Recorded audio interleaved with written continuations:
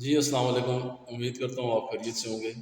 آج جس ٹاپک کی ہم بات کریں گے وہ ہے میچورٹی کے حوالے سے۔ آج ہم بات کریں گے کہ میچورٹی کہتے کسے ہیں، میچورٹی کیا چیز ہے، انسان کب میچور ہوتا ہے۔ تو چلتے ہیں اپنے ٹاپک کی طرف۔ میچورٹی کا ایک لیول یہ ہوتا ہے کہ آپ دوسروں کو وضاحت کرنا چھوڑ دیتے ہیں، خاموش ہو جاتے ہیں، آپ کسی سے بحث نہیں کرتے۔ اگر کوئی آپ کو برا بھلا کہہ بھی دیتا ہے تو آپ مسکرا کے آگے بڑھ جاتے ہیں۔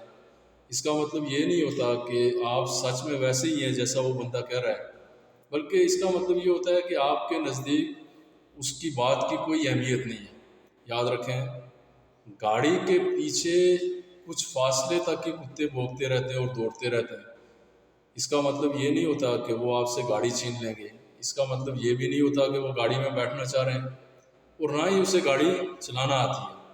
تو میچور آدمی ان چیزوں کو اگنور کرتا ہے۔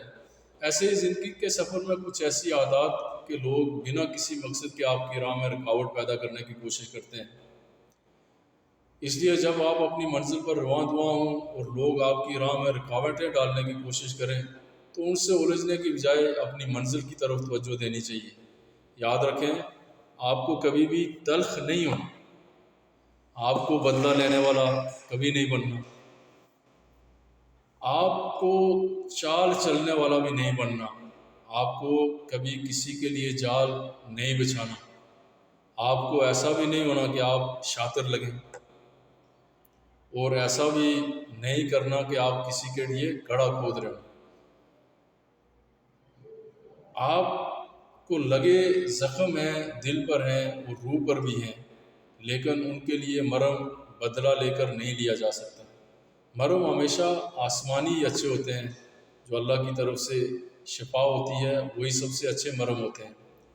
چھوڑ دیں جو ہوا، جانے دیں جس نے کیا، اپنے پیچھے دروازے بند کر کے ہمیشہ آگے کی طرف بڑھیں، آگے کی طرف دیکھیں۔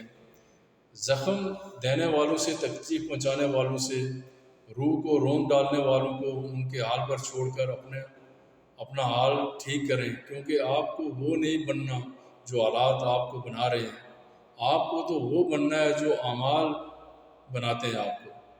رب کا بندہ بننے کی کوشش کریں، بندہ مومن بننے کی کوشش کریں، ایک بہترین انسان بننے کی کوشش کریں۔ امید کرتا ہوں آپ کو یہ ویڈیو پسند آئی ہوگی۔ اب اجازت دیں، انشاءاللہ ایک نئے ٹاپک کے ساتھ اگلی ویڈیو میں آپ کی خدمت میں حاضر ہوں گے۔ اللہ حافظ۔